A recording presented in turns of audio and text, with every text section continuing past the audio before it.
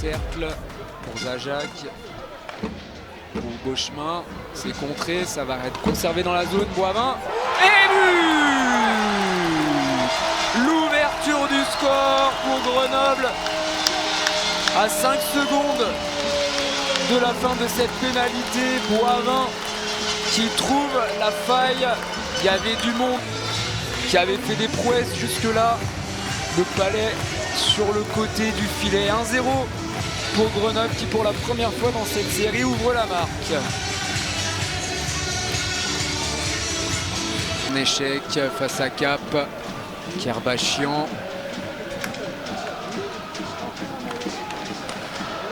Au but, l'égalisation angevine alors que les Ducs n'avaient pas été particulièrement dangereux dans ce début de deuxième période, dans cette deuxième période. Et ce contre est sur une de leurs premières occasions franches de cette deuxième qui va égaliser. Ouais, c'est ça, un partout. Grenoble qui avait mis du rythme pendant quelques minutes mais qui là s'est fait surprendre. Et donc tout est à refaire pour les Thierez avec Trey.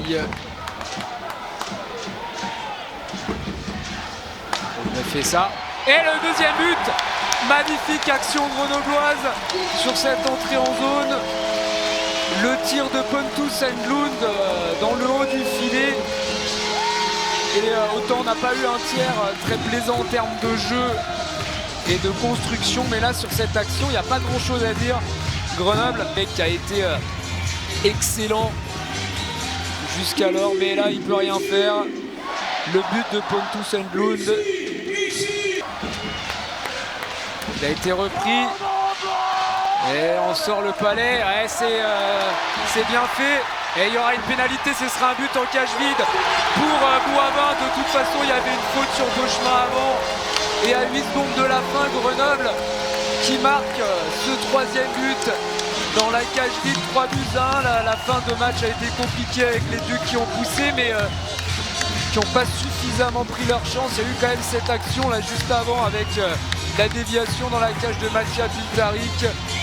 Le but désert, 3-1 pour Grenoble.